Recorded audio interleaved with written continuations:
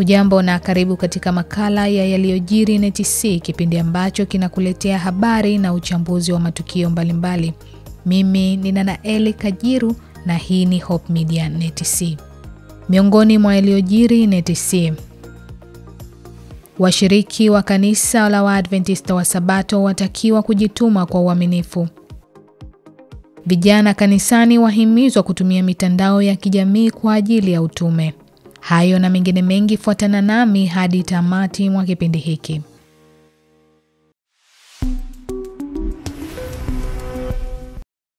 Na sasa ni kupitisha katika habari nilizokuandalia juma hili.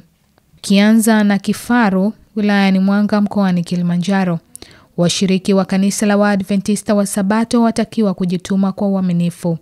Wito huo umetolewa na mwenyekiti wa kanisa la Waadventista wa Sabato Conference ya Kaskazini Mashariki mwa Tanzania, Mchungaji Musa Nzumbe, katika kanisa la Waadventista wa Sabato Kituri Central, mtaa wa Majaribio, Kifaru, wilayani Mwanga, mkoani Kilimanjaro. Kafanye kazi, angalie kazi. Umechagua kuwa bodaboda, kuwa mwaminifu. Kuna bodaboda wamejenga mpaka majumba, wameoza, wanasomesha. Swala ni uaminifu. Shilingi unayoipata itunze, izalishe. Acha kulalamika. Konenda kachakalike, siku sita kafanye kazi. Ikija siku ya Sabato hapa, tukisema hapa salama tumepita, ina maana tumetoka jasho. Tuna kitu cha kumwambia Mungu, leo tuna haja ya kupumzika. Na Mungu akikubariki kwa kazi, rudisha zaka na sadaka. Kwa upande wake, mchungaji wa kanisa la Waadventista wa Sabato mtaa huo, Mchungaji Daniel Kibwengo, amesema katika amri 10 za Mungu kuna amri inayotuasa tufanye kazi kwa muda wa siku 6, na hivyo basi tunawatia moyo washiriki wetu waweze kufanya kazi kwa bidii. Hata sasa hivi baada ya mkutano huu watu wamesisitizwa waende kazini. Kwa hiyo tunaamini ya kwamba hatuna muda wa kupoteza, na nishukuru kwa sababu washiriki wa Chekereni, washiriki wa mtaa huu kwa ujumla, tuko katika mashamba, ni eneo la mashamba, watu wanapambana kweli kweli. Tunalima nyanya, vitunguu, hoho, lakini pia watu ni wafanyabiashara. Kwa hiyo tunazidi kumshukuru Mungu kwa hamasa hiyo kubwa. Hata hivyo, mshiriki wa kanisa la Waadventista wa Sabato Kituri Central, Grace Mbwambo, anaeleza namna kazi ilivyo na faida. Hasa ukizingatia kwamba kwa kufanya kazi pia ndipo unapoweza kumtukuza Mungu kwa ajili ya matoleo yako. Unapotoa zaka, unapotoa sadaka, zinasaidia sana katika kuendeleza kazi ya Mungu. Lakini sasa ni mapato halali ambayo Mungu anayabariki, na uchumi wako unazidi kuimarika, hatimaye Mungu anazidi kutukuzwa zaidi na kuinuliwa. Aidha, Mchungaji Nzumbi ametembelea mradi wa ujenzi unaoendelea wa kanisa la Waadventista wa Sabato Kituri na amewapongeza washiriki kwa hatua waliofikia. Tukisalia hapo hapo katika kanisa la Waadventista wa Sabato Kituri Central lililopo Kifaru, wilayani Mwanga, mkoani Kilimanjaro, vijana kanisani wamehimizwa kutumia mitandao ya kijamii kwa ajili ya utume. Akizungumza na vijana, mkurugenzi wa idara ya mawasiliano wa kanisa la Waadventista wa Sabato NTC, Agape Mrindoko, amesema watu wanaotumia mitandao ya kijamii wanaweza kupata nuru ya matumaini kupitia vijana wa Kiadventista. Katika mitandao ya kijamii vijana kuingia na kuitumia zaidi, kuwa na kuingiza vitu zaidi kuliko kutazama, na tumehimiza kwamba tunaweza kutumia mitandao hii ya kijamii kwa ajili ya kupeleka habari njema ya wokovu. Watu wengi wanatumia mitandao ya kijamii. Tafiti mbalimbali zinaonyesha kwamba asilimia kubwa ya watu sasa hivi wamehamia katika matumizi ya mitandao ya kijamii kutafuta habari, na wanaweza wakapata habari njema kutoka kwetu. Ninatoa wito kwa vijana, lakini pia kwa washiriki wote ambao wanatumia mitandao ya kijamii. Sisi hatupaswi kuwa watazamaji wa vitu ambavyo vinaingizwa kwenye mitandao. Dunia inatarajia kuona tukiingiza habari ambazo zitawapatia matumaini. Watu wanaingia kwenye mitandao wakiwa hawana matumaini, wengine wanaingia tu kupoteza muda, lakini sisi tunaweza tukaingiza taarifa ambayo inaweza ikamsogeza karibu kabisa na Kristo, na mwisho watu wakaokolewa.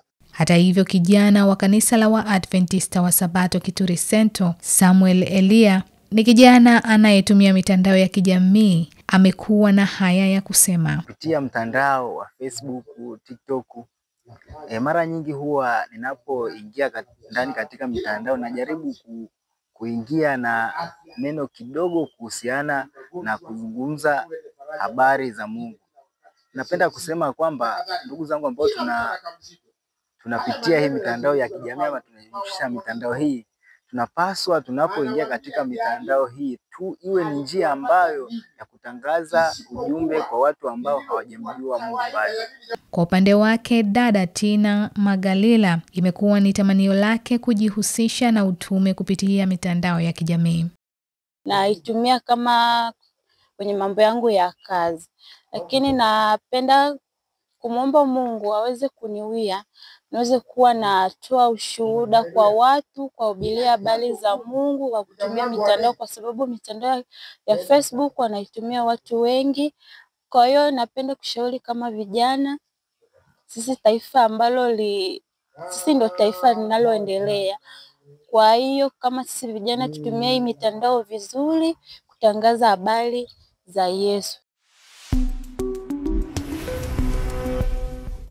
Ni kutaarifu kuwa mahubiri ya Danet Event Nuru Iletayo Matumaini bado yanaendelea kila siku saa 11 jioni hadi saa 2 kamili. Fuatilia mahubiri haya kupitia mitandao ya kijamii ikiwa ni pamoja na YouTube kwa jina la Hope Channel Tanzania. Kwa upande wa radio, fuatilia mahubiri kupitia AWR Tanzania na Rock FM. Vilevile kwa kisimbuzi cha Azam Channel namba 466 na kwa Zuku Channel namba 780.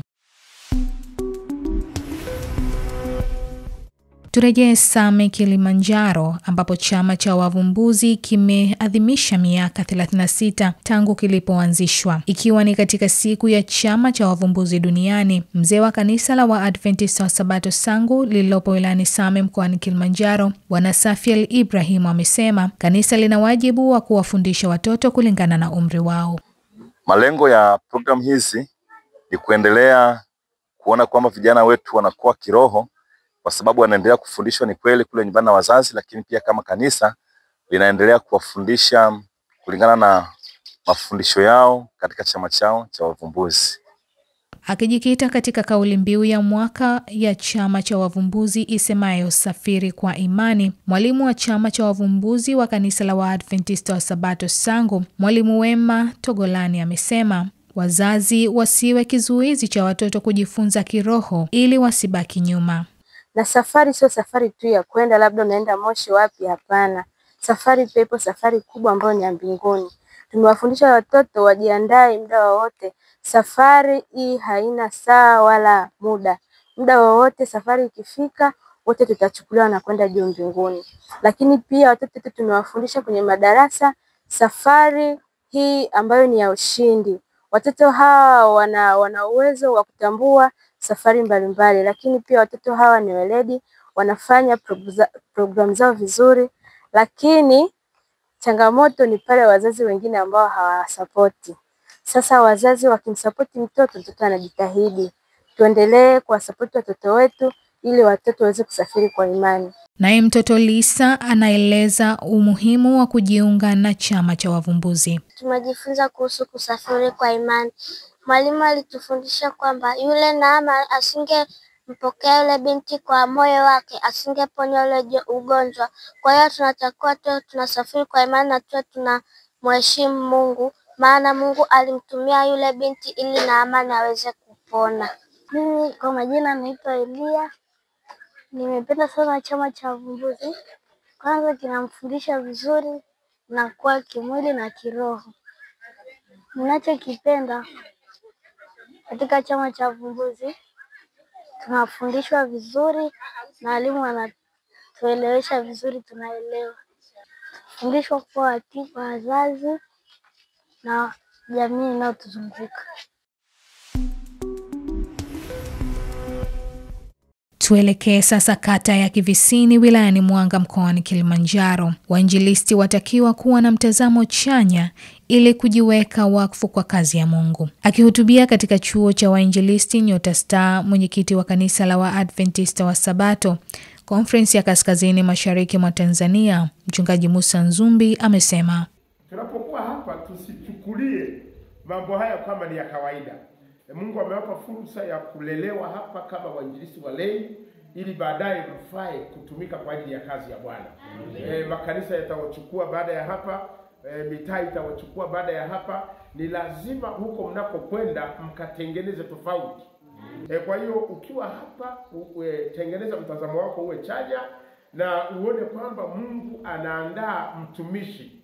Unajua Yona ili afae ilibidi aingie ndani ya tumbo la nini? La samaki kwa muda wa siku 3. Akafunzwa mle ndani. Akitoka anasema Mungu tayari niko tayari kutenda kazi. Kwa hiyo kila mmoja Mungu anampitisha kwenye eneo lake. Mungu amewaruhusu mje hapa Nyota Njema ili awatengeneze, awapike mfae kulitumikia kanisa kwenye maeneo mbalimbali. Aidha, mkuu wa chuo hicho cha wainjilisti Mchungaji Dibrin Kibamba ametoa wito kwa wadau wote kuchangamkia fursa ya kusoma chuoni hapo. Mafundisho yote ya kanisa yanafundishwa hapa ili anapotoka hapa mtu awe amekamilika. Tunawaalikeni kutoka maeneo mbalimbali kuja kwa ajili ya kujifunza chuo hiki. Ni chuo kizuri, kina vitu vingi vya kujifunza ambavyo vinaweza kusaidia kutembea katika maisha. Wale ambao mnatamani kujiendeleza kwa kipengele hiki cha kumtumikia Mungu, bado ni mahali pa kuanzia. Kwa nitoe nafasi kwako unayenisikia, ni mahali pazuri, lakini pia unaweza kujifunza vingi juu ya afya yako, juu ya kuwafikia watu wengine, utume kwa ujumla. Mwalimu wa chuo cha Nyota Star Agnes Atanas naye alikuwa na haya ya kusema. Tunajifunza afya kwa misingi ya Biblia kama Mungu alivyoagiza.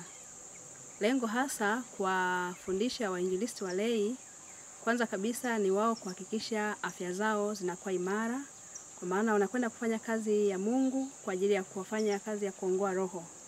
Ili watu waone kile ambacho wanakifundisha, kwamba Mungu anahitaji warejee kwenye afya na misingi ile ambayo Mungu ameiweka, ni lazima waone uhalisia wa maisha yao. Hivyo tunawafundisha afya kwa muktadha wa Biblia na kile ambacho Mungu anatamani watu wake warejee. Dunia imeenda mbali sana, tunatamani watu wawe na afya bora. Namna gani ya kuwa na afya bora? Ni kuwaelimisha watu ili watu nao waende kuelimisha wengine, ili wote turejee kwenye afya ile ambayo Mungu ameiagiza. Kwa upande wao, wanafunzi wa chuo hicho cha Nyota Star, Bwana Daniel Mbezi, Josephat Pamfili na Janet Emmanuel wanaeleza wanavyonufaika na chuo hiko. Sasa nimeona kwamba kuna utofauti mkubwa sana katika kumjua Mungu. Na hapa kwenye chuo kwa ujumla nimepata uzoefu mkubwa sana. Hasa kwa kutambua wajibu wangu katika Kristo. Kujitambua mimi ni nani na kutambua wajibu wangu katika Kristo. Ni nini ambacho natakiwa nikifanye kwa ajili ya neno la Mungu. Nampenda Mungu na ndio maana niko hapa, na vitu ambavyo miongoni mwa vitu ambavyo vimenifanya niwe hapa ni pamoja na, kwa kuwa pamoja na kumpenda Mungu, ninatamani sana ujumbe ambao umeniongoa. Kabla ya hapo sikuwa Mwadventista msabato. Nilipojua tu imani, nikatamani zaidi kuwashirikisha na wengine kwamba katika tumaini lile nililo nalo tushiriki pamoja, ili hatimaye mwisho tuweze kupata uzima wa milele, ufalme wa Mungu tuweze kuurithi. Na hivyo ndio miongoni ambavyo nilipoijua tu nuru vimenifanya niweze kuambia na wengine.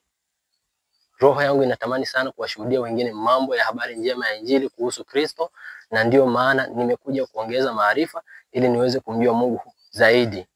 Chuo hiki ni kizuri, kinafundisha maadili, masomo mbalimbali yanatolewa kama somo la afya, masomo ya uinjilisti, ulei, wanafunzi na ufuasi pia wa Yesu.